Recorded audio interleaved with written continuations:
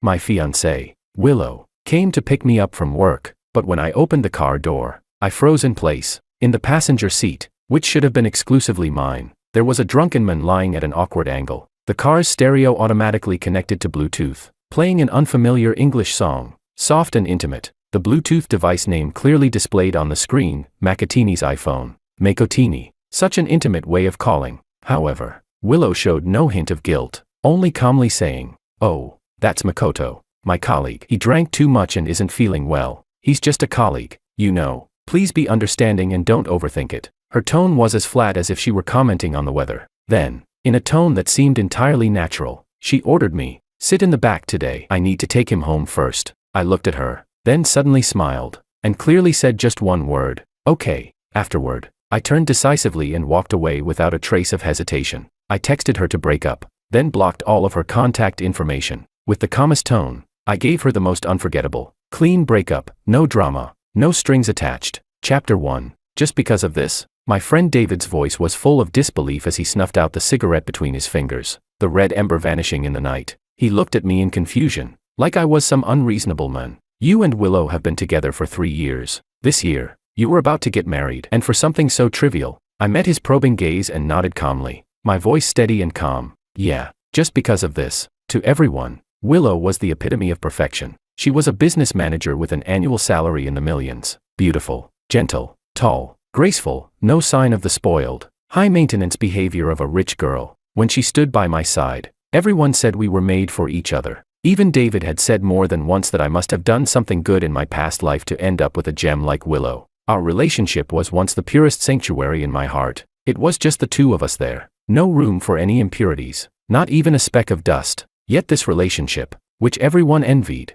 ended with me calling it quits just because she took a drunk male colleague home. It certainly sounded ridiculous. David's confusion in his eyes hit a nerve in me. He didn't know that just 3 hours ago, my world had been turned upside down. That day, Willow said she was done with her social gathering and would pick me up from work. As usual, I pulled open the passenger door, tired but happy. But instead of her gentle smile, I was greeted by the strong smell of alcohol, mixed with an unfamiliar men's cologne, which immediately overwhelmed me. In what should have been my seat, a stranger was drunkenly slumped over, completely out of it, like a pile of mush. He seemed to sense the light from the door and sluggishly opened his eyes, flashing me a crooked grin. Utterly drunk. "George," he mumbled my name, and the next second, as if he were too hot, he roughly tugged at his tie. At that moment, my breath caught in my throat. That tie, I knew it all too well. It was the silk tie Willow had given me for my birthday last month, in iris blue. Now, it was loosely hanging around another man's neck. How could my tie be on him?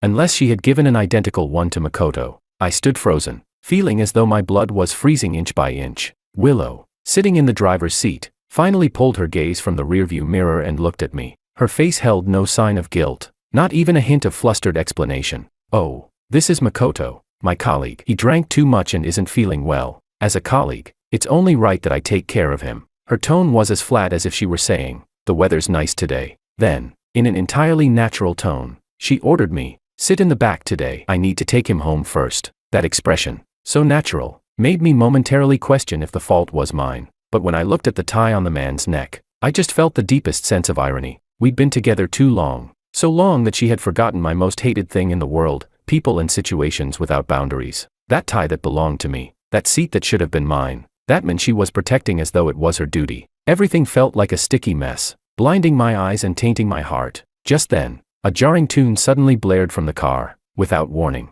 On the screen, the Bluetooth name boldly flashed, Makoto's iPhone. The space that once belonged to us was now playing another man's playlist. The nerve of it, stepping into what was once ours, made me feel more disgusted than the tie around his neck. The last bit of warmth in my heart was completely extinguished by that music. Willow finally noticed my silence, and a trace of impatience crept into her voice. "What are you still standing there for? Get in the car." I suddenly laughed. There was no warmth in that laugh. I looked at her and clearly uttered just one word, "Okay." After that, I turned resolutely and walked away without a second glance. I texted her to break up, then blocked all of her contact information. When I got back to the house we shared, I began packing my things. I scooped up the orange cat we had raised together. It seemed to sense the heavy atmosphere and whimpered anxiously in my arms. 3 years of time had left traces in every corner of this house. I once thought these were proof of my happiness, but now, they felt more like a giant tomb, burying the love I once had. I wanted so badly to be carefree, to take everything in just one suitcase and leave cleanly, but the reality was,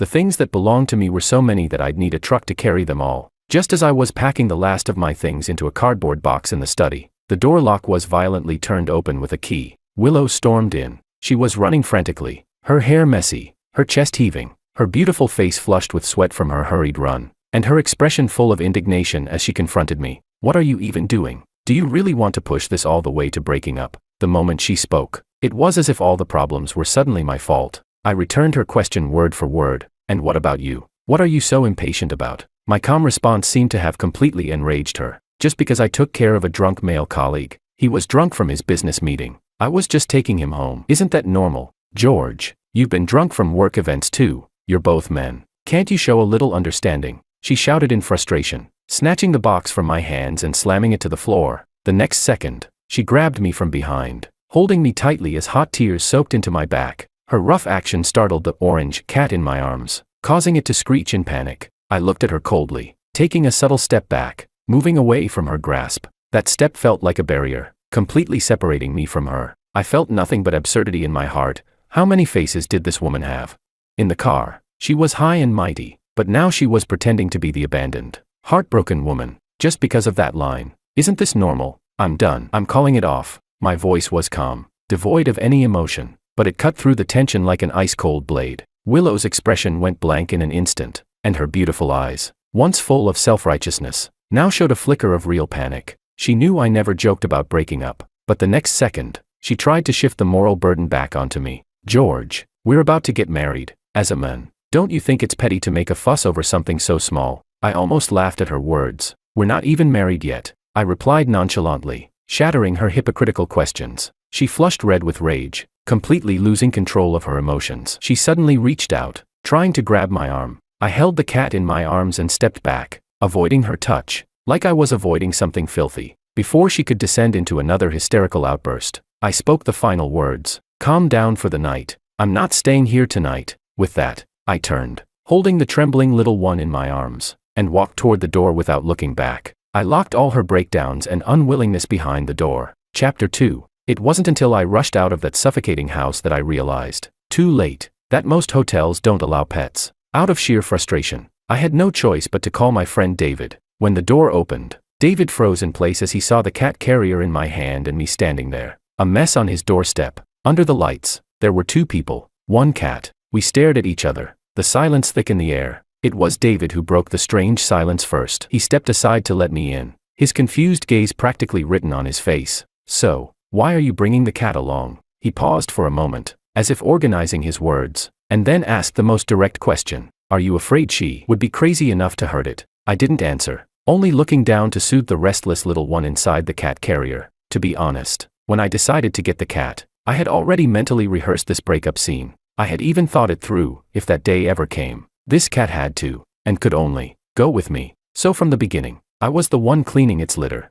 buying its food, and taking care of everything. This little life had been picked up by me from the street, and I was the one who brought it into that house. No one, except me, would ever lay a finger on it. David once joked that if Willow found out about this, she would probably get furious. I didn't expect his words to be so prophetic. He poured me a cup of hot water, his brow still furrowed, clearly unable to understand, and said, "So, you're breaking up with her over this small thing." In his view, a breakup should come after a buildup of disappointment, a broken heart, and a quiet, unnoticed goodbye. But for me, it wasn't like that. My decision was sharp, like an unexpected storm. I pulled at the corner of my mouth and gave a sarcastic smile. Why should I? Why should I force myself to wait for disappointment to pile up before leaving? And why should I keep giving her the chance to hurt me over and over again? I raised my eyes, my gaze as cold as ice. As soon as I sense anything wrong, I'll immediately pull away, without a second thought. In my eyes, this isn't a small thing. It's a test, a blatant test of obedience.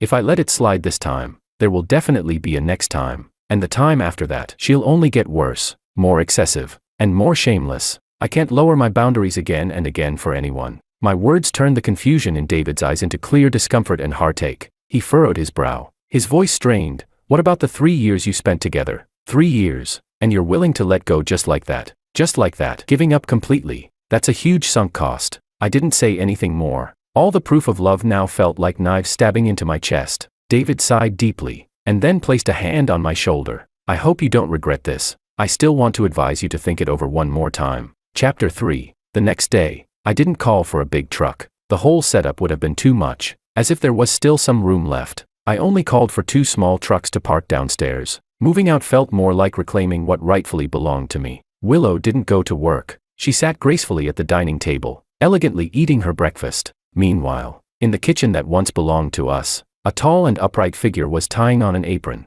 busily moving around. It was Makoto, her male colleague. When she saw me enter, a spark of light flashed in Willow's eyes, but that light only lasted a second before being swiftly replaced by her usual arrogance and aloofness. She slightly raised her chin, casting a look at me as though offering a charitable glance, followed by a disdainful sniff through her nose. "Realized your mistake and came back to beg me," she said. "George, I'll tell you this, if you don't properly apologize to me this time, I'm absolutely not going to forgive you." She even raised her hand and pointed toward the kitchen, her tone carrying a hint of bragging. "You have no idea. Makoto even came over early this morning to explain everything to you, just to avoid any misunderstandings." As soon as her words finished, Makoto walked out of the kitchen, carrying a plate of delicate sandwiches. He wore my spare apron, and his simple white shirt gave off a fresh and clean vibe. The cuffs were casually rolled up to his forearms, revealing his thick wrists. Every movement he made carried an air of self-assurance, as if he were the man of the house. He even flashed me a gentle smile. "Sorry, George, I didn't mean to make you misunderstand."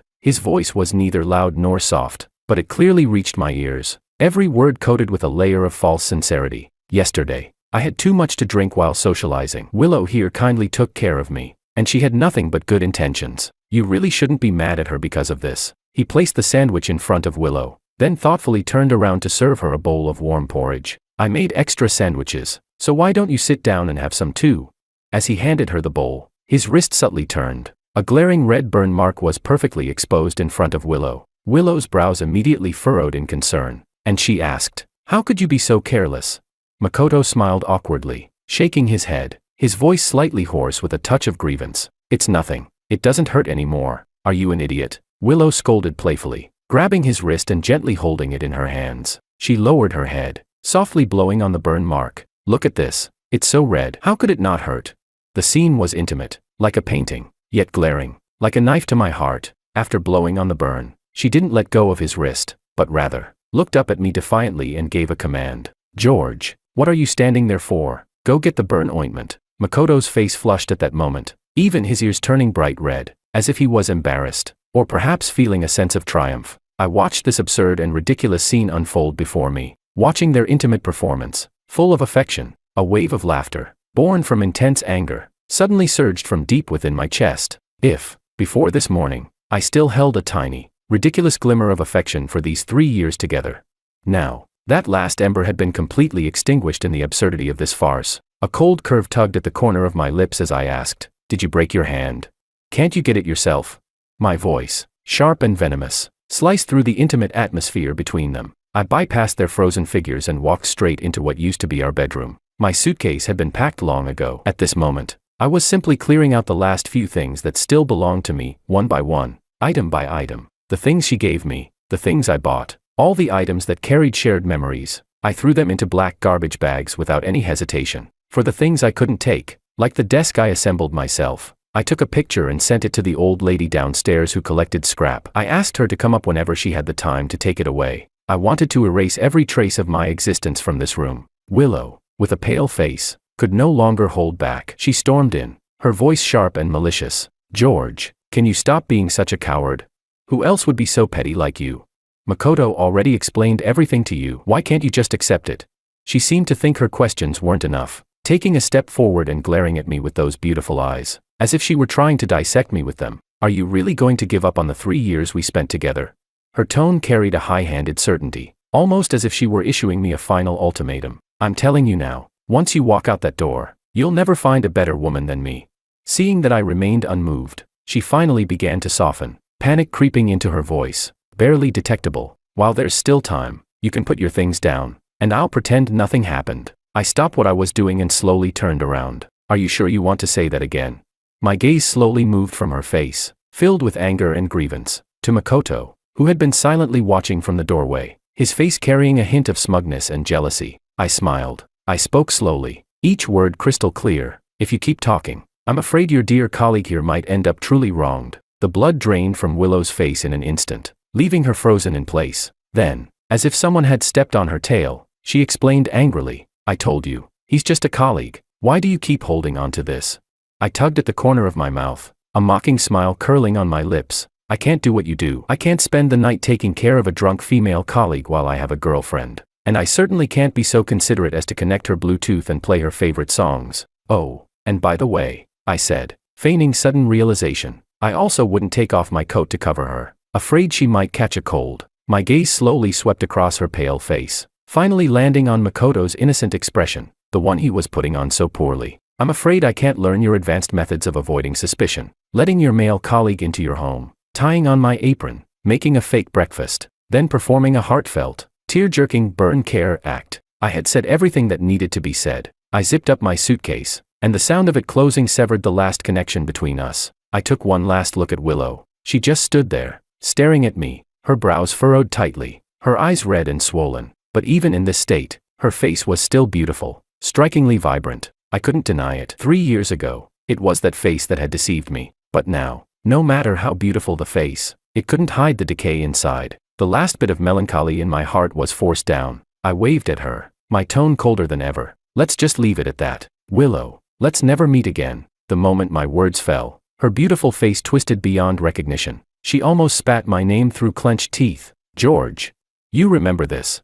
The moment you walk out that door, don't even think about coming back one day, crying and begging me. Willow, will never look back.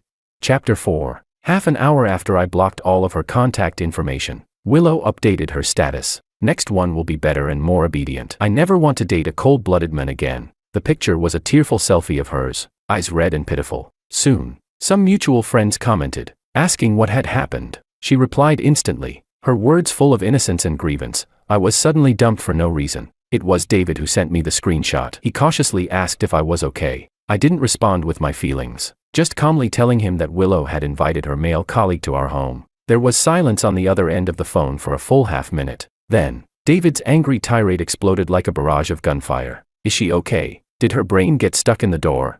Is she that clueless? She rushed to take care of a drunk male colleague, and now she's turning around and calling you a cold-hearted man. Why doesn't she tell her friends that she brought her male colleague home in broad daylight? And taking care of a drunk colleague, I bet she took him to bed. David was still ranting, his phone's keyboard clicking loudly, clearly heading straight to Willow's WeChat post to confront her. Sure enough, not long after, her carefully crafted post disappeared without a trace. He seemed unsatisfied, vowing to go into their mutual friend group and give her a piece of his mind. But I stopped him just in time. Enough, David. My voice carried a hint of exhaustion. Even without Makoto, Willow and I wouldn't have made it to the end. There had already been an insurmountable divide between Willow and me. She was a princess, adored by everyone, with wealthy business parents, an only child raised with a silver spoon, and me. My parents were just ordinary working-class people, struggling to make a living. They worked tirelessly all their lives but often failed to see things clearly, always picking up other people's messes, only to end up overwhelmed, leaving me to clean up the mess. They saw me as their only hope, their pride. That heavy expectation weighed on me like an invisible mountain, nearly suffocating me. Fortunately, I did my best, studying relentlessly and making it into the best high school in the city. On the day I filled out my college applications, I didn't hesitate at all. I chose the farthest city, turning my back on the suffocating home and leaving without looking back. In truth, even without Makoto, Willow and I wouldn't have made it to the end. That divide was her innate sense of superiority. It wasn't visible every day, but every time I tried to get closer, it was ruthlessly pushed away. We went to see a movie once. I habitually opened an app and scrolled through the endless coupons to find the best deal. That was a lifestyle ingrained in me. But she just stood by, furrowing her brow with a look of subtle disdain in her eyes, as if my few dollars worth of careful planning had tainted the sanctity of the date. She said, "George, there's no need to be so petty." Petty. That word was like a cold needle piercing my heart. Another time, we were at the supermarket. I habitually compared prices and weights of different brands on the shelves, calculating which offered the best value. She, however, was already growing impatient, arms crossed, leaning against the shelf, her beautiful face showing clear boredom. To her, the time I spent comparing a few dollars difference seemed meaningless. But she didn't understand, it wasn't just a few dollars. It was the money I painstakingly saved, planning for our future. She had even suggested more than once that I quit my job and help out at her company. She said, That way, we could be together all the time. I listened to her casual tone, and an icy chill ran through me. Be together all the time. That's just like being a caged canary. If it were a man, they'd call him a kept man. But she forgot that everything I had now was earned through my own hard work. This job, which wasn't exceptional, was one I fought for and secured in the job market. Why should I? Why should I give up the sky I depend on just for her so-called love? I'll never forget the first time I visited her home. That bone-deep, inescapable feeling of shame still suffocates me whenever I think of it. The crystal chandelier in her living room was brighter than all the lights in my rented apartment combined. Her parents sat on an expensive European-style sofa, scrutinizing me with their sharp eyes, examining me from head to toe. Their gaze was no different from the way people pick a cabbage at a market. They weighed me, looked at my value, then estimated what a poor boy like me was really worth. Between us, there was already a vast, uncrossable chasm. Neither of us was willing to take a step toward the other. So, Makoto's appearance was never a surprise. He was more like a stone, perfectly placed right into the deepest crack between us. That was all. Chapter 5. To help me heal, David dragged me into a bar called Nightshade. The deafening music nearly shook my soul out of this weary body. On stage, a live house band was whipping up an auditory storm. The lead singer was a girl, wild and flamboyant, her voice smoky and raw. Soaring freely, she commanded everyone's emotions, leading them to sink and revel in the kingdom of rock. David said this kind of place could help people temporarily forget their troubles, but he didn't know. My troubles couldn't be drowned out by noise. They had already taken root deep in my heart. After the song ended, as we sat down, the girl, guitar slung over her back, walked straight toward us. Off stage, she shed the queenly aura and took on a more youthful, radiant look. Her eyes, like they were filled with the stars of the entire night, shone astonishingly bright. Then, her scorching gaze landed directly on me. She stopped in front of me and boldly pushed her phone screen toward me. "Hey, handsome, can I get your WeChat?" After she left, David's gaze lingered on her retreating figure. He nudged me with his elbow, lowering his voice. "Wow, George, that girl looks like she's from a girl group, and she's the lead singer. Pretty wild, huh?" She did seem young, maybe even a college student. When she spoke, her two little sharp canine teeth would show, making her already vibrant face seem even livelier. A fresh, youthful energy radiated from her. I shook my head, picking up my drink. The amber liquid swirled in the glass, failing to reflect my expression. "I don't want to talk to anyone right now." That feeling of emotional exhaustion, I didn't want to go through it again. "Then why'd you give her your WeChat?" David said, clearly enjoying the drama. I didn't answer right away. My gaze drifted past the noisy crowd, landing on a booth not far away. "Because her audience isn't me." I gestured for David to look over there. A group of men and women, about the same age as the lead singer, were sitting there. From the moment she returned, she appeared to be chatting with everyone, but her eyes were always locked on one particular fair, scholarly-looking man. All her enthusiasm and initiative were just a performance for him. The bitterness behind her attempt to seem casual was all too clear to me. Sure enough, not long after I left the bar, my phone lit up. It was her message. "Hey, sorry, I used you to make the guy I like jealous. I don't want to play those flirtation games anymore." I stared at the two messages, my face expressionless. My finger lightly slid across the screen and tapped the red delete button. No reply. Not even a ripple of emotion. Another drama that had nothing to do with me. I couldn't even muster the interest to be a spectator. On the 8th day after the breakup, Willow staged a carefully orchestrated performance on her WeChat. David's WeChat popped up, full of unfiltered schadenfreude. "Dude, go check out the big show."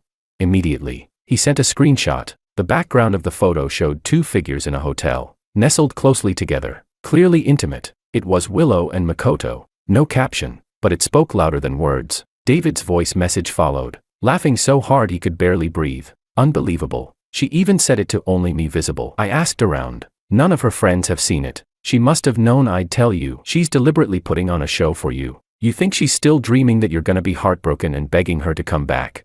I looked at the photo, feeling no emotion inside, and even found it a bit laughable. Just then, a red 1 appeared at the top of my phone screen. It was a friend request, from the profile picture I had already deleted. The note read cautiously, "Look at the cat." I moved my finger and tapped ignore. The world was quiet for only a few minutes before that red 1 stubbornly appeared again. This time, the note had a tone of self-righteous questioning. "The cat is ours. We raised it together. There's no reason for you to stop me from even looking at it after the breakup. Right?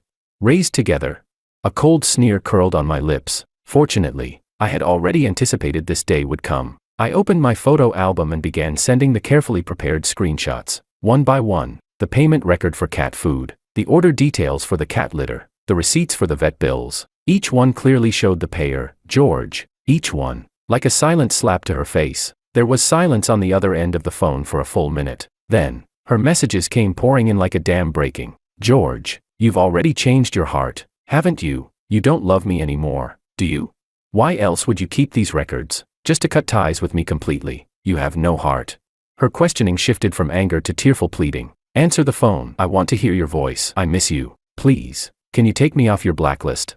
I looked at the messages flooding my screen and felt a wave of irritation rise from deep within me. I frowned, clicking my tongue softly. So annoying. Chapter 6. Walking back into the Nightshade bar. The air was thick with the scent of alcohol and restless energy, almost suffocating. Amidst the deafening music, the lead singer's figure appeared in my line of sight again. She seemed to be a regular here, but tonight, she wasn't performing. She and a group of friends pushed through the crowd, her punk-style black jacket standing out under the dim, hazy lights, bold and attention-grabbing. She casually spoke to her friends, a carefree smile playing on her lips. In an instant, our eyes met, and I couldn't avoid it. Without expression, I shifted my gaze, focusing on the empty microphone stand on stage, as if the eye contact had been nothing more than an illusion. But from the corner of my eye, I could clearly feel her gaze lingering on me for a long while, almost as though she was studying me. In the end, we were from completely different worlds. Damn, George, look at that jacket. It's the latest model, probably over 60,000 yuan. David gasped in my ear, his eyes wide like saucers.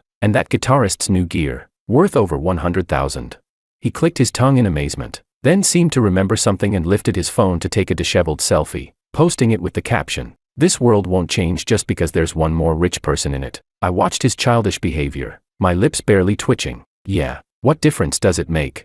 If your heart is barren, no amount of material possessions can fill it. We hadn't been sitting long when a shy-looking girl, her ears flushed red, approached us, her voice barely above a whisper. "Hey, can I add you on WeChat?" A suppressed burst of laughter came from her table behind her. Another round of boring games. I nodded, unlocked my screen, the process smooth and swift, like a pre-programmed routine. The girl eagerly scanned the code, blushing, and hurried away. This time, I didn't even wait to leave the bar. With a light tap on the screen, the freshly lit avatar was sent straight into my blacklist. As I stood to leave, I passed by the lead singer's table. A clear, mocking laugh hit my ears. Laughable. That guy looks so innocent. Sophia asked him for his WeChat to annoy Martin last time. And now, this adventure game lost. And another woman's asking him for his WeChat. What a sucker. Another voice chimed in, dripping with disdain. It's just a bit of fun. No need to take it seriously. I didn't stop, walking through the noisy crowd. The cold wind outside the bar blew away the last remnants of drunkenness. David had already been called away by a few friends, shouting about heading to the next venue. I waved them off. Standing alone at the street corner in the middle of the night, waiting for a cab, the surrounding noise faded instantly, and the world seemed to narrow down to just me. On the cold, late-night street corner, the chill was like a knife. A glaring crimson Maserati smoothly came to a stop in front of me. The familiar sleek body made me instinctively furrow my brows and turn, wanting to leave immediately, not wanting to stay for another second. The car door slammed open, and the sound of high heels hitting the ground echoed urgently. "George." That voice I had long grown tired of sounded behind me, and the next second, my arm was grabbed tightly by a force. "We need to talk." Willow, whom I hadn't seen in days, had immaculate makeup, but her eyes were filled with stubborn desperation as she forcibly kept me in place. I tried to pull away, the muscles in my arm tightening. My voice was cold, devoid of warmth. "Let go. I don't have a habit of chatting with exes. Let go, or I'll call the police." My warning was useless. She grabbed harder, her nails almost digging into my skin, her cold eyes furrowed in a deep frown, filled with intense unwillingness. Suddenly, Willow yanked open the car door, trying to use force to shove me inside. "Get in the car. I'll take you home." I stumbled back as she pushed me, and my frustration exploded. "How do you know I'm here? Are you following me?" Her gaze flickered for a moment, her lips pressed tight, an unnatural expression flashing across her face. I saw it on David's WeChat story. I clenched my teeth. David, that damned pig teammate, had really screwed me over. Seeing that I wasn't going to budge, she suddenly softened her tone, a trace of pleading creeping into her voice. "Just think of it as me missing the cat. Okay, take me to see the cat." The cat, again. She was surprisingly strong, nearly forcing me into the car. At that moment, a hand suddenly reached out from the side, slender, with clear knuckles and an unyielding strength, grabbing Willow's wrist and prying it off me. Willow's movement froze. Taking advantage of her momentary shock, the owner of the hand effortlessly pulled me behind her. A lazy voice, tinged with a hint of playful amusement, rang out in front of me. "Sis, didn't you see? He doesn't want to go back with you." It was her, the girl who had first asked for my WeChat at the bar. Chapter 7. Willow's face darkened completely, and no amount of her exquisite makeup could conceal her anger. She jerked her arm away from the girl, glaring at her with murderous intent. "What do you think you are? Get lost. This is between me and my boyfriend. It's none of your business." The girl let out a light laugh, but it didn't reach her eyes, which were filled with evident mockery. "Boyfriend? Miss, don't you know that a forced relationship is never sweet? You don't understand that, do you? A graceful breakup. No interference. This is the basic decorum of a proper ex." Her slender back shielded me completely, blocking Willow's hysterical gaze. For a brief moment, I felt a sense of peace I hadn't felt in a long time. The security guards had noticed the commotion and were already walking over briskly. Willow's face grew even darker. Her lips moved as if she was about to say something more cutting. I didn't give her the chance. A voice, colder than the night wind, slipped from my throat, cutting off all her attempts. "Willow." I said her name calmly, every word wrapped in frost, sharp and piercing. "We're done. The fact that we've reached this point says it all. We're not right for each other." I watched her face drain of color, my tone completely devoid of emotion. "Go now. Don't make me take away the last bit of dignity I'm trying to preserve for you." She froze in place, like a statue encased in ice. The surrounding noise seemed to fade away. After a long while, she finally squeezed out a few words from between clenched teeth, her voice hoarse. "I can't accept this." Of course, she couldn't accept it. She couldn't understand how 3 years of relationship could be so easily let go of with no hesitation, no lingering feelings. But I saw it clearly. It wasn't that she couldn't bear me,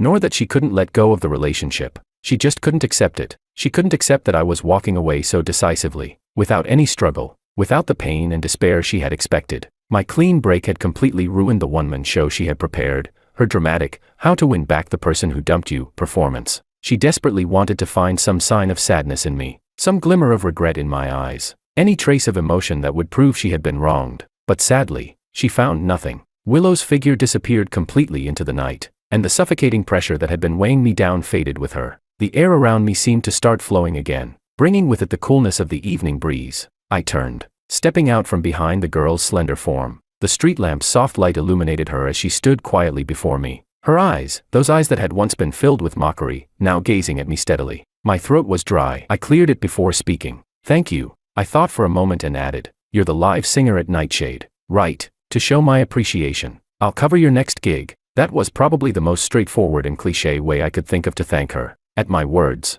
the girl let out a soft laugh, a fleeting brilliance in her eyes. She didn't speak but slowly took out her phone, opened a page, and gently waved it in front of me. The cold light from the screen illuminated her delicate chin and the chat page I knew all too well. And there, glaring at me, was that bright red exclamation mark. "If you really want to thank me," she said, her lips curling into a smile, her eyes gleaming with a playful glint, "then add me back in the chat box." The last message lay there, untouched, unread by me. "My name's Sophia." My fingers froze. I pulled out my phone, almost in a rush, and accepted the friend request I had previously rejected. To cover my awkwardness, I awkwardly asked, "Aren't you mad at the guy you like anymore?"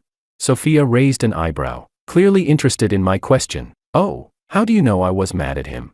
I guessed. That excuse sounded weak, even to me. She smiled, her eyes becoming crescent moons, lips red, teeth white. There was a real warmth in her smile. "Gigi's really smart." She suddenly called me by my nickname, her voice low and soft, like a feather brushing across my heart, making me feel a strange, pleasant itch. But this time, it's really not about him. Chapter 8. Since I re-added Sophia as a friend, her messages seemed to have legs, popping up on my phone every so often. She subtly probed into what kind of girls I liked, like a curious cat, gently scratching at my heart. The conversation would always somehow loop back to Willow. Her words dripped with disdain, almost spilling out of the screen. "Breakups reveal a person's true character. Your ex is really lacking in that department. George, you better not even think about getting back with her. If you go back to her, I'll be the first to look down on you." Then, like a concerned mother, she'd add, "Has she stopped bothering you lately? If you need help, just call me. I'm a pro at blocking people." This live singer really seemed to have nothing to do.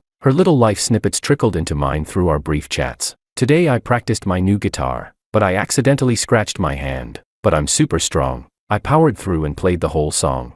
At the end of the message was a cat emoji with a small red flower and an expression of pride. I was sitting at my computer, struggling with a report, when, for no good reason, I found myself distracted. My fingers tapped the screen lightly, and I responded with a concerned emoji. "How's your hand?" Almost immediately, my screen lit up. She replied right away, "It's pretty serious, like a river of blood. George, could you come see me?" Her message was followed by a poor, teary-eyed cat emoji. I stared at those words for a long time. Logic told me it was work hours, but my heart, it skipped a beat at the thought of Willow. In the end, I typed a cold reply. "I can't, I'm at work." The other end of the conversation fell silent immediately. For a long time, no new messages came through. A strange pressure settled in my chest, as if something were gently pressing on me, making it hard to breathe. By the time I finished all my work, the sky had darkened, and I picked up my phone again. On the screen, a few unread messages lay quietly, all from her. I opened them. When I saw the photo in the chat, I almost spit out the tea I had just taken a sip of. Enlarged, the photo revealed a smooth, shiny thigh occupying my entire view, the lines flowing and beautiful, and that supposed injury, just a light, pink scratch. If she hadn't pointed it out with her delicate fingers, it would have been almost invisible. But wait, wasn't she supposed to have injured her hand? Why was it her leg? Under the photo was a complaint, dripping with faux sympathy. "It hurts so much." The message was followed by a teary-eyed cat emoji. My temples throbbed. This injury was probably about to heal on its own in a second. The implied meaning of the photo was far too obvious, like a stone thrown into a calm lake, sending ripples through the surface, and with it, a dangerous test. My finger hovered over the screen but never pressed down. I wasn't ready to break that balance just yet. At the bar, the dim lights flickered through my glass. David snatched my phone away and saw the photo that hadn't been deleted. His eyes lit up immediately. "Damn, George." He slapped his thigh as if he'd discovered a new continent. "This girl's bold. She's blatantly flirting with you." He clicked his tongue and couldn't tear his eyes away from the photo. "But seriously, those legs, they're perfect." His lecherous words snapped me out of my daze. I remembered that Willow had found me through his WeChat updates, lingering like a ghost. A surge of anger flared up in my chest. "You still have the nerve to say that?" I stared at him coldly. "It's been how long since I broke up with Willow? Why haven't you deleted her yet?"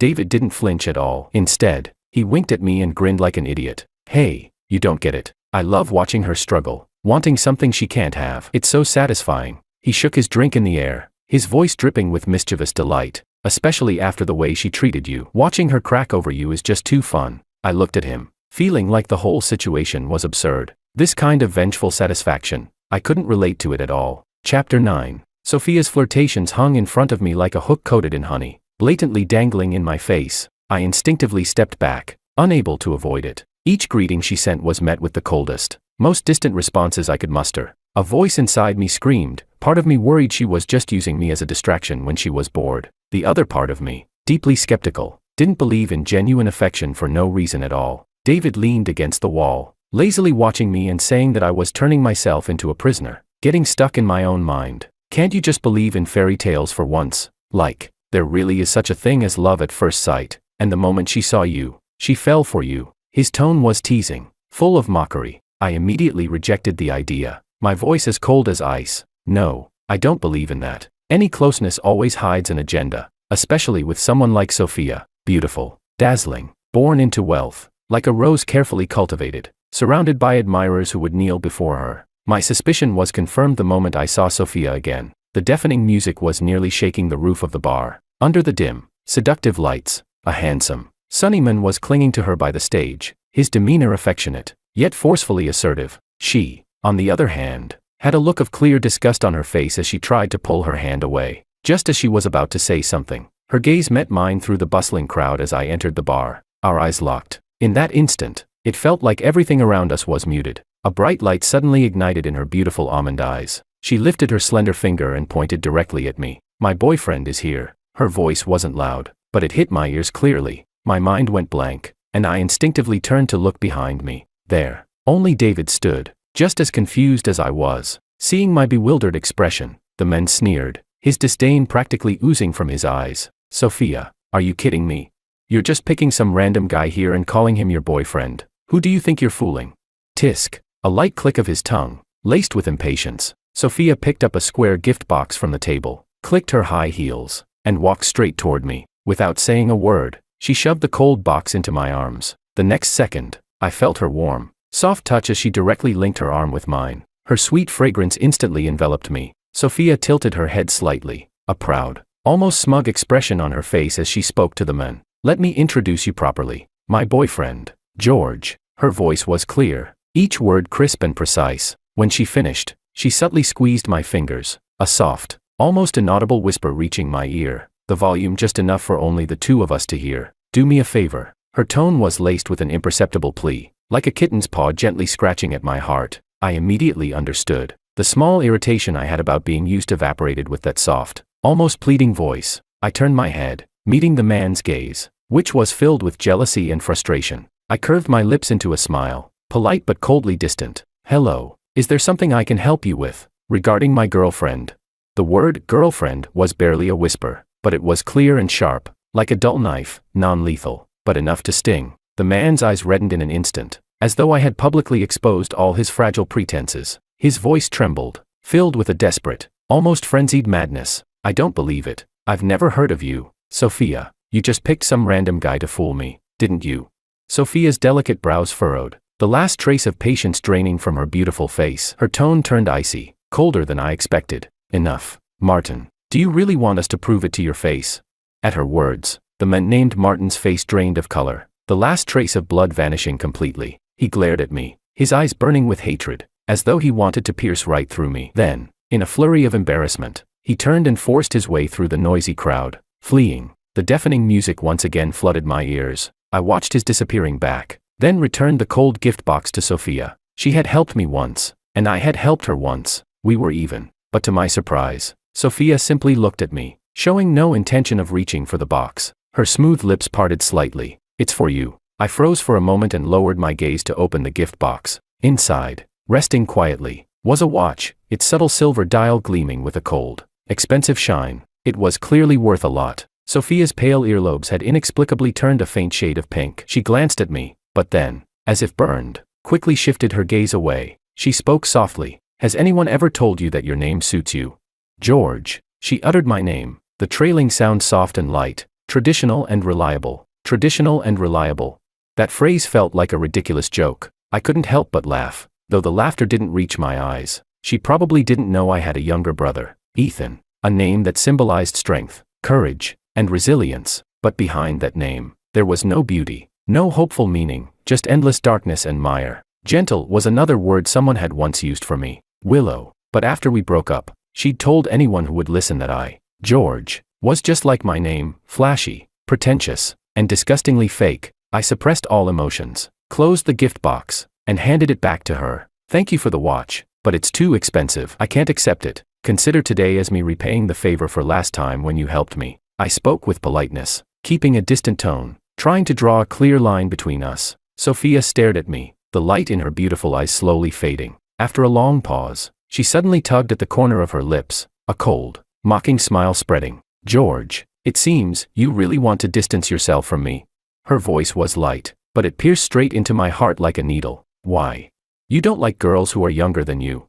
Before I could answer, her bright, playful face broke into a full, mischievous smile. "I don't believe it." That word landed heavily, like a stone thrown into water. My heart skipped a beat. Chapter 10. At this point, even if I were dense, I should have realized Sophia's obvious intentions. She wanted to pursue me. I built up a high wall around my heart, shutting out all her eager attempts, and my voice carried no warmth. "We're not suited for each other. I can't be with someone so much younger than me." I paused, adding a sentence as if to put a final nail in the coffin of this rejection. "It would make me feel like I'm luring a minor." Her beautiful almond-shaped eyes never wavered as she stared at me, the fire in them only growing stronger. 8 years. What's the big deal? My mom's 10 years younger than my dad, and they've been happily married for 40 years. Her voice was clear and unwavering, full of determination. "George, if you're using age as an excuse to turn me down, I won't accept it." Her bold and straightforward declaration hit me like a stone, sending ripples through the still waters of my heart. I found myself momentarily speechless, but soon, the ripples faded. It was just a fleeting moment. Someone like her, pampered and well cared for, could get anything she wanted. The things that were out of reach only became more enticing. Once this novelty wore off, she would tire of it, and like tossing away an old toy, she'd turn away without a second thought. I told myself this, and so I didn't engage with her any further. But to my surprise, Sophia's enthusiasm wasn't a brief downpour but a long, drawn-out rainy season. She pursued me publicly for 6 months. Everyone in the bar knew about it. No one was unaware. Then one day, one of her friends stopped me outside the bar. The girl was grinning, full of gossip. "George, you're really breaking records. We've never seen Sophia chase someone for this long." She winked at me and lowered her voice. "The last guy, the so-called high mountain flower, she gave up after 3 months, saying he was too boring. So, go on. Don't listen to her. We all want to see just how long she'll keep this up." Even I hadn't expected her to persist for so long. For these 6 months, she had been like a gentle breeze, always circling around me, never crossing the line. That perfect sense of balance didn't make me feel the slightest bit annoyed. The wall I had built, the one called age, I didn't even realize when it started to crack under her persistence. Lost in thought, a wisp of smoke drifted into my nose. I looked up to see Sophia leaning against her eye-catching yellow sports car. A cigarette dangled from her fingers, the crimson ember flickering in the dusk. The smoke swirled around her, obscuring her bright and bold face, adding an air of mystery, making her seem harder to decipher. When she saw me, she paused for a moment, then extinguished the cigarette with her fingers, casually waving her hand in the air as if brushing away something unpleasant. When she looked back at me, the familiar, dazzling smile was back, almost blinding. "Off work?" Her voice was as clear as ever. "I'm taking you somewhere today." She tilted her chin toward the passenger seat, her eyes radiating unrestrained anticipation. I instinctively thought to shake my head. A voice inside me kept reminding me not to give her any hope. Cutting things off decisively was the kindest thing to do. And besides, I had somewhere more important to be tonight. I was about to speak, the words of refusal already on the tip of my tongue. "No, Before I could finish, she anticipated my refusal, speaking first, her voice softening. "Don't rush to turn me down. Just tonight. Will you stay with me?" Seeing my silence, she took a deep breath, her voice trembling with a hint of desperation. "Just tonight. It won't be too late. After tonight, I won't bother you anymore." That last word, she nearly begged. Her usually sparkling eyes now seemed veiled with a layer of mist, filled with careful pleading that pierced right into my heart. I hesitated, the rejection I had prepared to give caught in my throat, unable to move. By some strange twist, I heard myself ask, in a dry, unfamiliar voice, "Really?"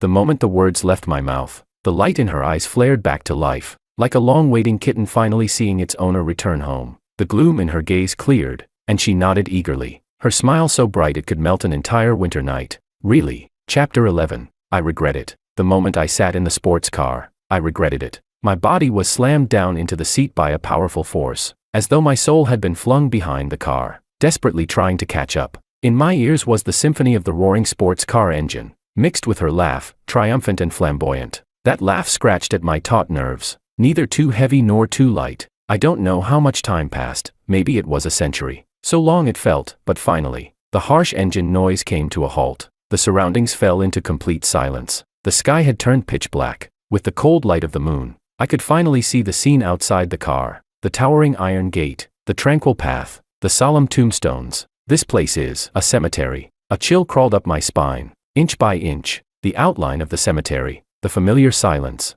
deeply triggered the most buried part of my memory. My voice came out dry, almost unrecognizable. "Sophia, why did you bring me here? What do you want?" She didn't answer immediately. Instead, she turned her back, rummaging around in the passenger seat. In the dark, a faint click sounded. A warm flame suddenly flickered to life. She turned around, holding a small piece of cake. The candlelight illuminated her face, outlining her bright, flamboyant features with an unprecedented softness. "Happy birthday, George." Her voice was light, like a feather brushing across my heart. "I hope you will always be happy." I froze completely, my blood seeming to freeze in that moment. But she didn't look at me. She walked straight toward a nearby tombstone, crouching carefully beside it. She placed the small cake down and gently leaned a bunch of white daisies, ones I hadn't noticed, against the stone. "Auntie, can you see me?" She spoke to the cold stone, her voice carrying a hint of soft, playful affection. "George is doing well. Don't worry, I'll always be with him." My gaze was fixed on the tombstone.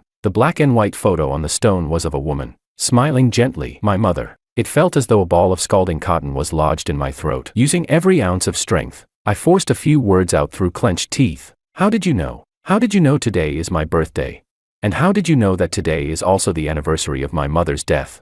"David told me." She turned back to look at me, her eyes brighter and warmer than the candlelight. A wave of intense sorrow swept over me, instantly crashing down all my defenses. My mother died in childbirth on the day I was born. Since then, my birthday has become a taboo in our family. a wound in my father's heart that could never heal. Every year on this day, I would come here alone, quietly, to talk to her. This was a secret just for me, one I could never speak aloud. The walls I had built around myself were effortlessly shattered by her in that moment. My eyes burned with heat, and the faint candlelight before me blurred into indistinctness. The flickering light swayed in my blurry vision, like the last stubborn warmth in the wind. I could no longer stand, my steps unsteady. I walked toward my mother's tombstone and slowly squatted down beside Sophia. The cold stone radiated a chilling coldness, but the warmth she brought was real enough to burn. I forced a smile that was harder to bear than crying, my voice hoarse. Thank you. This year has been the best birthday I've ever had. After a pause, it was as if I remembered something. I turned to look at her,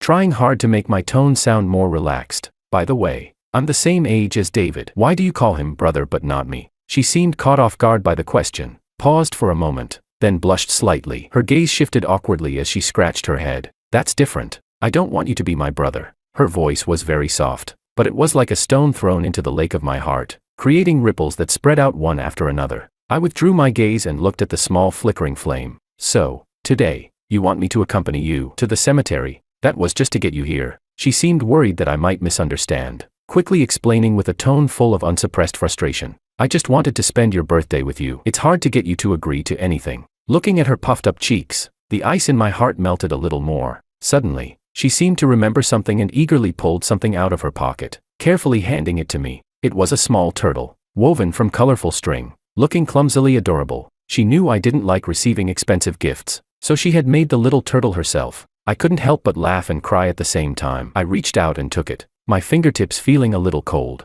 Don't give me turtles anymore. My voice was light, as faint as a sigh. I don't like them. When I was a child, I was frail and often alone. A neighbor lady, worried that I might be lonely, gave my father a little turtle to keep me company, but my father didn't know how to care for it. After a month, that tiny life stiffened in front of me. My father yelled at me, saying that a turtle was such an easy creature to care for, but it didn't last under my watch. He cursed me for being useless, for being someone who brought misfortune. He said I was like my name, ethereal, non-existent, and so annoying. He forgot that this name was the last thing my mother gave me with her final breath. So every time someone mentions my name, it feels like a silent slap in the face, burning with pain. Sophia's eyes, which were always so bright, instantly filled with a deep, unshakable pity. I never expected her, someone who had grown up surrounded by love, to empathize with me. I just hadn't had anyone to talk to for so long. But in the next moment, a warm body suddenly hugged me tightly, with a force that seemed to piece together the broken fragments of my past.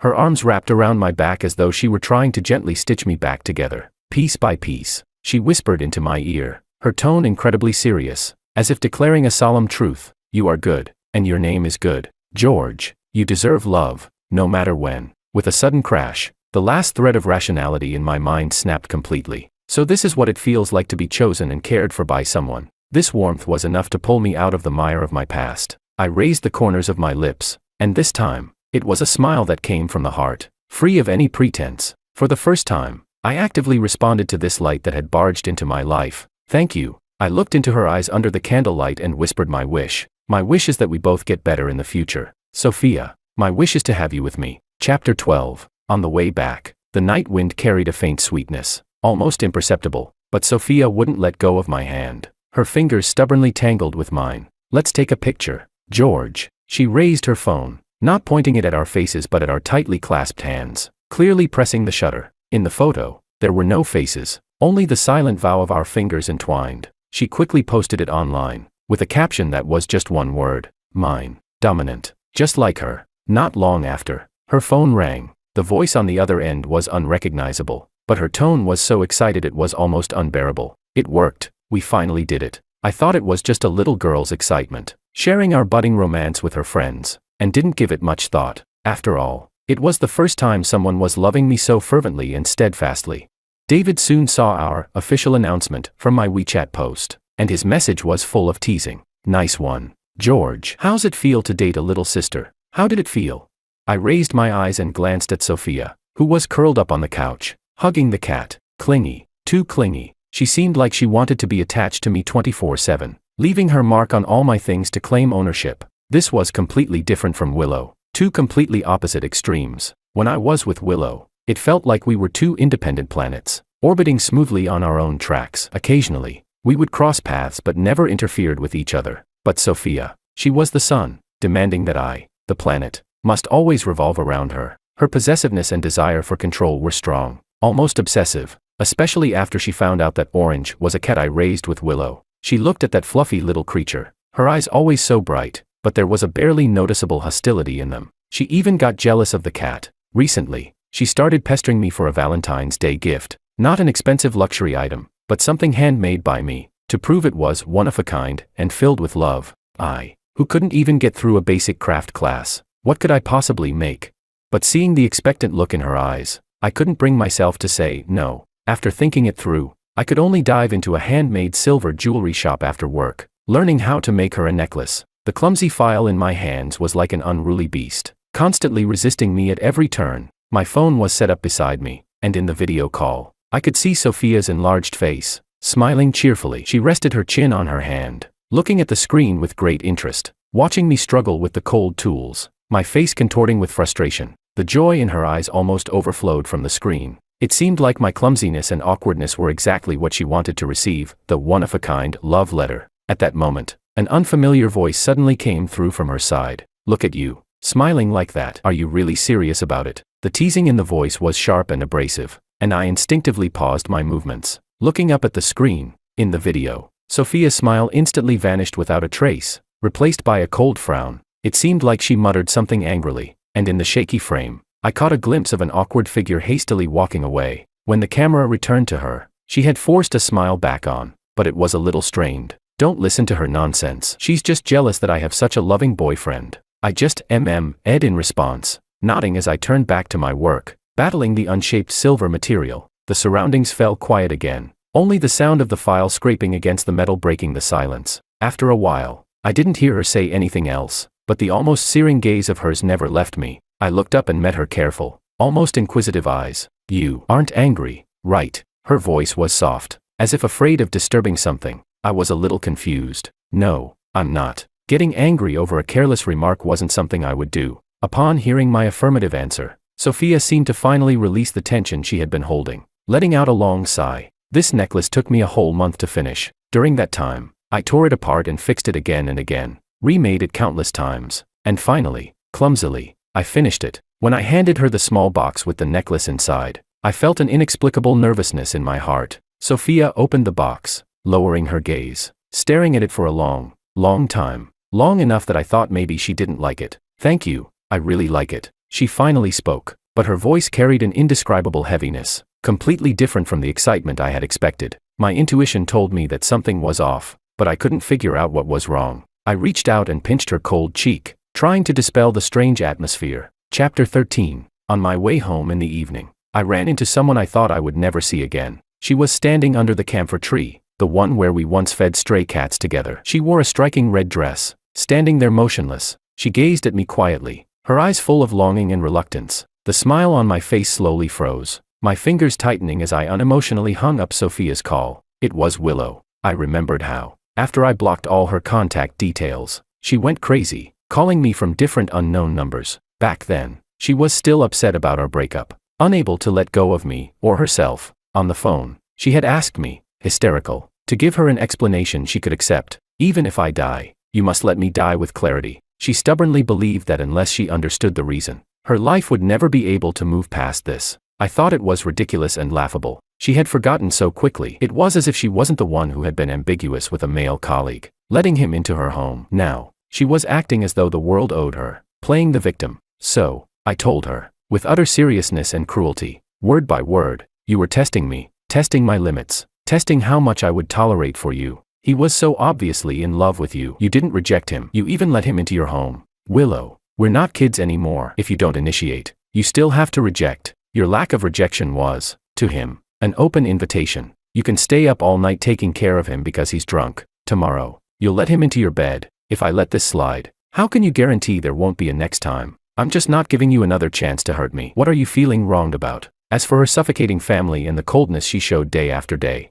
I didn't want to bring them up again, treating them as painful memories. There was a deathly silence on the other end of the line. In the end, I calmly sentenced our past to death. I don't make friends with exes. I had once said that a good ex should be like a ghost, completely gone from each other's world, never to disturb. That was the last period I placed on the end of our tragic past. Looking back, she obviously didn't understand. I turned and walked away without hesitation. How have you been lately? Willow's voice came from behind me, trembling ever so slightly. I didn't stop walking. It all felt absurd. In just a few months, she had lost so much weight. The striking red dress on her now made her frame look even more fragile. Her face was pale and worn, clearly showing that she wasn't doing well. I'm good. Don't worry about it. My voice was cold, wanting to escape this suffocating reunion as quickly as possible. But my sleeve was gently tugged by a force. She looked at me carefully. Her eyes, which once made me fall for her, now only showed humble curiosity. Are you with her now? I lowered my gaze, watching her fingers clutching my sleeve. Then,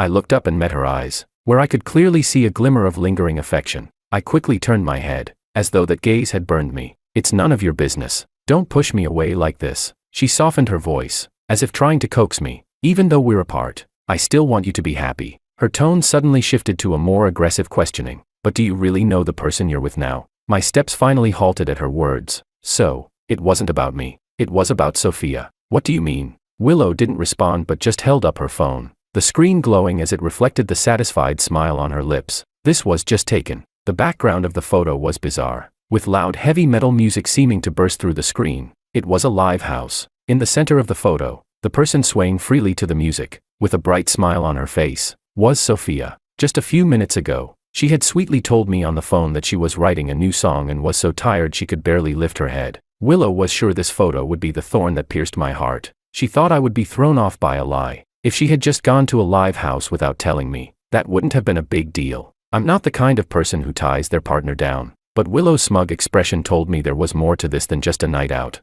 I had to see it with my own eyes. I hailed a cab, and Willow's red sports car followed behind me, trailing slowly, persistent. When we reached the destination, I slammed the car door shut and turned to face her, leaning against the door of her car. I furrowed my brow, my voice as cold as ice. What are you doing here? She smiled, her red lips curling up, and said one word, watching. I clenched my jaw, furious. This woman always knew exactly how to hit my sore spots. A voice inside me coldly asked, Sophia, will you let her have her way?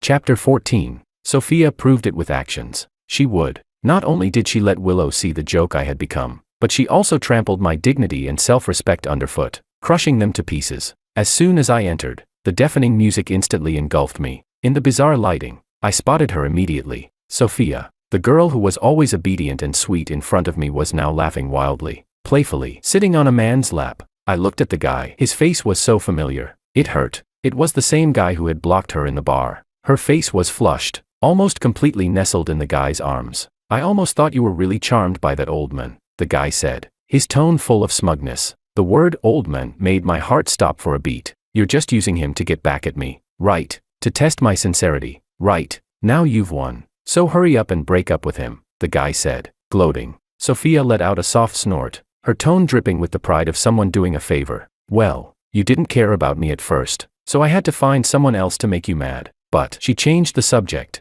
taking a necklace off her neck and casually playing with it between her fingers. It was the necklace he had spent a month handcrafting and stringing together. He gave it to me on Valentine's Day. I just casually said I liked it, and he actually took it seriously. She laughed indifferently, as though telling a joke about someone else. That necklace, which held all my feelings for her, was nothing but a cheap trophy in her hands. A girl with smoky makeup nearby leaned in, envious, trying to reach for it. Sophia turned her body to block her, protecting it like it was something precious. Another girl, excited, asked, so, how long are you planning to play with this guy? Why don't you let me have a turn? I also want to try the older guy experience. The room burst into sharp, mocking laughter at the words. Every laugh felt like a loud slap to my face, stinging with pain. Behind me, Willow muttered a curse, her anger barely contained. She picked up an empty bottle from the corner, looking ready to charge at them. I grabbed her wrist with enough force to make her frown in discomfort. Don't do anything impulsive. My voice was unnervingly calm.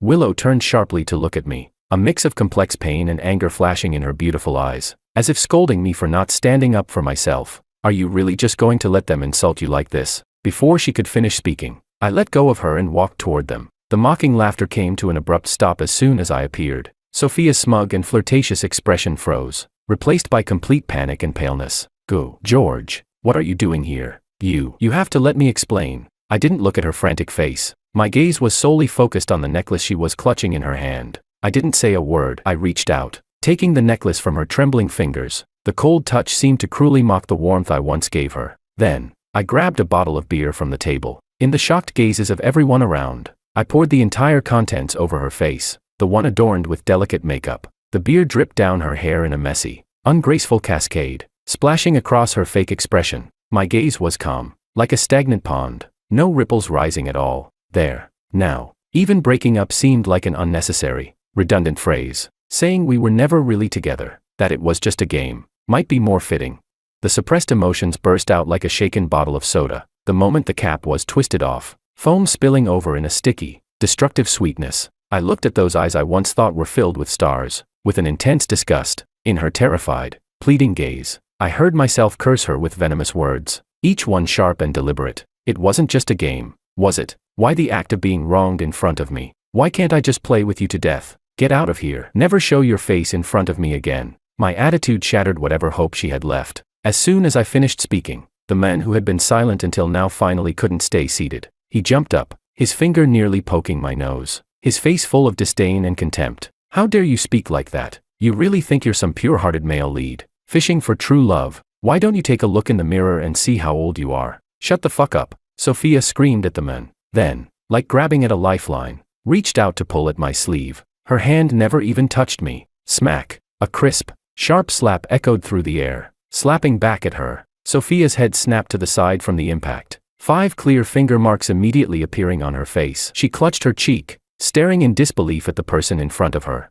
Willow. She screamed like an ignited firecracker, her fury boiling over. Are you really still clinging to George? Like a fucking ghost? Willow flexed her wrist, her beautiful red lips curling into a cold, mocking smile. I'm here to teach you a lesson for him. You shameless woman. She took a step forward, looking down at Sophia from above, her presence radiating an intense energy. He's a man. It's not right for him to hit a woman, but I'm different. I'm a woman. If I want to hit you, I'll hit you however I like. This sentence completely triggered Sophia. Her eyes, now red, became wild as she lunged at Willow, both of them tearing at each other's hair, instantly becoming a chaotic mess. Screams, curses, the sound of a broken bottle hitting the ground. My mind was in turmoil, buzzing like a boiling pot of porridge. For a moment, I had only one thought. Let it all burn. Let everything just get the hell out of my world. However, in the final moment when that last string of reason was about to snap, I held onto it with all my strength. I knew better than anyone that these two, one from the Liu family, and the other seemingly from a decent background, if things went too far, there would be plenty of people to clean up the mess.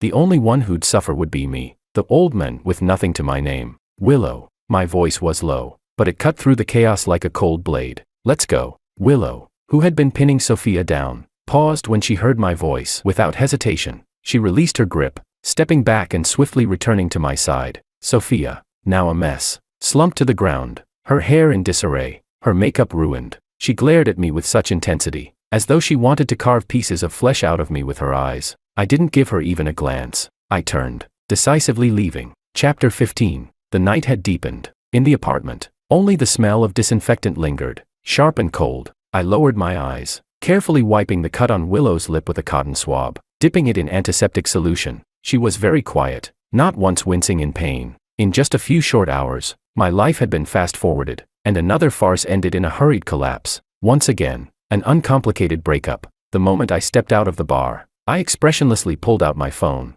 I found that familiar contact, deleted it, and blocked it all in one swift motion. I even sadly realized that I had become so proficient at quickly and thoroughly cutting off an emotion that it was almost painful. Halfway through cleaning the wound, the silence in the air was carefully broken by her. I've completely cut ties with Makoto. I swear, nothing like what happened before will ever happen again. As I was putting the cotton swab away, her hot fingers suddenly gripped my hand. Can we? I stiffened all over, as if something dirty had touched me, yanking my hand back violently. The movement was fast, with no lingering attachment. No. My voice held no warmth, coldly rejecting Willow's plea for reconciliation. I knew it. Willow seemed to have expected this answer, letting out a long sigh, as if she had unloaded some heavy burden. She looked at me, her eyes filled with complexity. Your heart is made of ice. You can let go of 3 years of love just like that. You've only been with that woman for a few months. You'll get over it quickly. Her tone even carried a hint of strange encouragement. You have to hold on. Don't go soft. Don't get back together with her.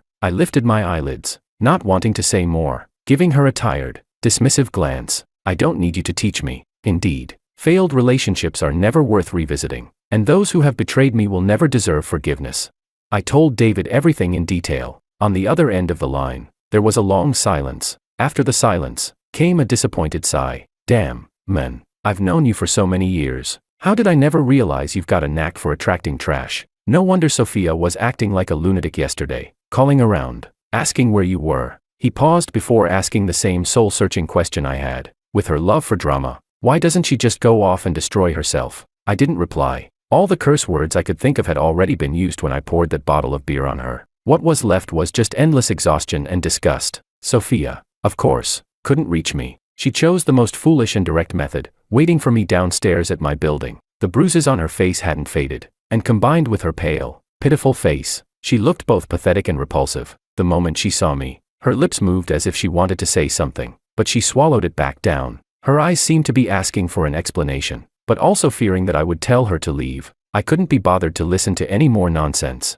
so I spoke first. Don't come back. My voice was calm, but it made her body tremble uncontrollably. Getting rid of everything here again would be troublesome. I don't want to move to another place. These few words, I said them with the utmost frustration. Her face turned paler inch by inch. I looked at her, my gaze cold as I reminded her. I haven't been here long. You should know what I mean by that, right? Either you disappear, or I disappear, and I no longer want to waste my life on people who don't matter. The air was dead silent for a long time, long enough that I thought she would, like last time, cry, throw a tantrum, or go mad, but she didn't. She just looked up, her eyes red, tears welling up in them. Her voice broke with a sob. You won't forgive me, will you? I looked into those eyes that once made my heart skip a beat. Now, all I felt was sheer mockery. You already know the answer. Why bother asking me? I admit. At first, I got close to you just to get back at him, she said, her voice trembling, tears falling in heavy drops. But all this time, I really liked you, whether you believe it or not. The things I've done for you weren't fake. What they said was just a joke. Can't you forgive me? By the end, her voice even cracked with a crying tone, as if she were wrong beyond measure. You liked me too, right? Why couldn't you give me a little leeway? Ha! I was almost laughing in disbelief at her distorted sense of reality. She played with emotions like a game, and now, she was the one playing the victim. She thought that because I liked her, she could act entitled, thinking that no matter what she did, I would unconditionally tolerate it. So what? I asked her lightly, my voice so cold it could freeze. So, you think that because you owe me nothing, you can treat me like a toy? You think you can turn me into a joke, a conversation piece at your drinking parties? Is that it? From the start, your intentions were fake. Now, how can I believe a single word you say? I called her full name, each word slow and deliberate, as though I wanted to strip this name from my memory completely. Sophia, the biggest regret I have right now is that day at the bar. I gave you my WeChat because I was afraid you'd be upset. I took a step forward, leaning close to her terrified face, and whispered in her ear, just loud enough for us two to hear. Tell me, wouldn't it have been better if we had never met? Her body stiffened suddenly. I watched as the color drained from her lips and added the final blow. I shouldn't have softened my heart that day. After this, Sophia Kim truly disappeared from my world. Life returned to its quiet rhythm, but unexpectedly, work brought a promotion. I took on a new project, with the client being the famous Kim Group from City A. What was even stranger was that they specifically requested me to handle this project. I had my doubts, so I asked around and soon learned about Mr. Kim's background. He had only one daughter, raised like a precious gem in the palm of his hand. In fact, because his daughter loved rock music, he had spent a fortune opening a bar for her, naming it Nightfall. I had to admit, when it came to making up, Sophia's efforts were far more effective than Willow's endless apologies. I stared at the bank notification on my phone, a reminder that my salary had been credited. The numbers suddenly increasing in front of me, both dazzling and enticing. I couldn't suppress the smile that tugged at my lips, a smile that could neither be called sarcastic nor satisfied. If things ended with a full pocket like this, I'd be willing to go through a few more relationships like this. After all, as long as your heart is strong and you can let go, life has no obstacle you can't overcome. Chapter 16, Sophia, Extra. The first time I paid attention to George was at the insistence of my friend. The lights flickered hypnotically, dizzying my vision, and the deafening music thudded in my ears. My friend nudged me and, pointing toward a corner of the bar, whispered, Sophia, look over there. You wanted to find a guy to make Martin jealous, right? That one over there seems like a good option. I followed the direction of her finger, and there he was. In a corner, sitting at a table, was a man. He wore a simple white shirt, but it was impeccably clean. His face was soft and reserved, but his eyes were cold as ice. a clear line of separation between him and the bustling world around him. My friend kept egging me on. The ones who seem so calm and detached are the ones who play the best games. Her words intrigued me so much that a mixture of alcohol and my own desire for victory overtook me. So, with my guitar in tow, I headed towards him. He didn't reject me, which was expected. After all, since I was a little girl, no man had ever been able to reject me, Sophia. But what I didn't expect was that when I confessed that I only wanted to use him to make someone jealous, the famous rejection would come up in the conversation so quickly. I stood there, stunned, feeling for the first time the bitter taste of direct rejection. Well, look at that. Everything seemed so soft, but inside, it seemed to have thorns. Later, when my friend brought up that absurd idea again, I wasn't as enthusiastic. However, I ran into George once more. At that moment, my pride and desire for conquest took control again. I turned to my friends and, with a confident smile, said, "If we're going to do this, let's do it big. He's the one. I bet that in 6 months, I'll have him at my feet." That was how the casual encounter outside the bar happened. I saved him from an awkward situation, and every word I said had a hook. It wasn't hard to understand what I wanted, but I quickly realized I had made a mistake. George wasn't hard to conquer. It's just that he simply didn't give me the chance to do so. My enthusiasm crashed against him like a stone thrown into water, leaving not even a ripple of response. My friends advised me to let it go, that there were many other men in the world, but I didn't. I couldn't even explain why to myself. He wasn't my type, and he treated me with utter indifference. But still, I became obsessed, wishing his gaze would linger on me, just a little more, until one day, I finally understood. George had an almost unhealthy obsession with the purity of his feelings, and from the beginning, I had tainted his world of white and pure with a lie, leaving a stain that I couldn't erase. Just when I was about to lose hope, an unexpected visit arrived in my life. It was Willow, George's ex-girlfriend, that annoying woman. She looked at me with an expression full of lewdness, enjoying my discomfort. "Be careful, don't play with fire. George has an obsession with emotional purity, and if he finds out the truth, he will never forgive you." Her voice was soft and slow, like poisoned honey. A chill ran through my body, and a rage fueled by the offense began to burn inside me. I forced a smile, drawing the most ironic grin I could manage. "So, did he reject you because you're dirty?" My words, as I expected, hit her weak spot. Willow's face immediately darkened, but she quickly recovered and flashed her typical triumphant smile. "No, I'm not dirty. When we were together, everything was clean and pure. We had a time of happiness that no one could break." She stepped closer to me, her gaze overflowing with pride. "Even though we ended, I was the one who had him. I was the one who possessed him. And you, Sophia, not for a second were you the owner of his heart. Better pray that your life fools him for the rest of his life, because when he leaves you, he won't even bother to look at you." Each word from Willow was an uncomfortable truth I didn't want to admit. Frustration grew inside me like wild weeds. Uncontrolled, I decided I would try once more, just once. If this time he rejected me, I would completely give up and never pursue him again. But it was this last time, just this time, that George accepted. At that moment, a wave of immense joy flooded over me. But soon, despair reached me. My heart tightened as if caught by an invisible hand, torn between heaven and hell. Willow's words echoed in my mind like a spell.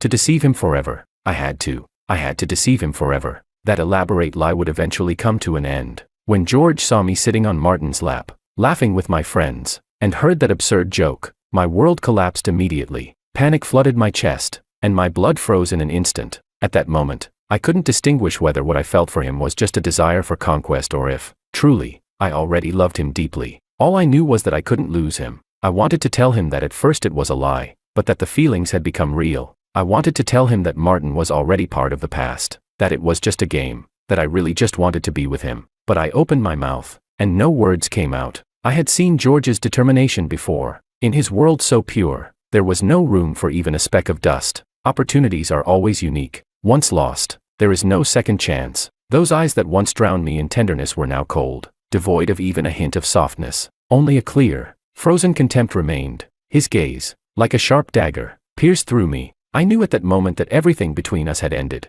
From that day on, for many years, the name George became a thorn lodged in my heart. I couldn't remove it, and with every attempt to touch it, the wound bled incessantly.